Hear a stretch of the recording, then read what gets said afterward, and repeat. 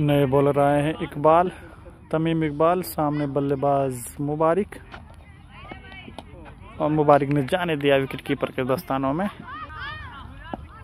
तमीम इकबाल इस ओवर में अगली बार मुबारिक के लिए अच्छी गेंद, इस बार छकाया पूरी तरीके से मुबारिक को।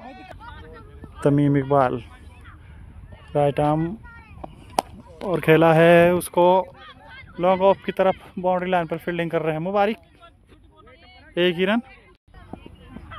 इकबाल बहुत जल्दी यहाँ पर ओवर करते हुए, और अच्छी गेंद छकाती हुई बल्लेबाज को, किस्मत वाले रहे, बाल बाल बचे। इकबाल इस ओवर में अगली बार अच्छी गेंद, उसको खेला है पॉइंट की तरफ, रन की कोई गुंजाइश नहीं, डॉट बॉल।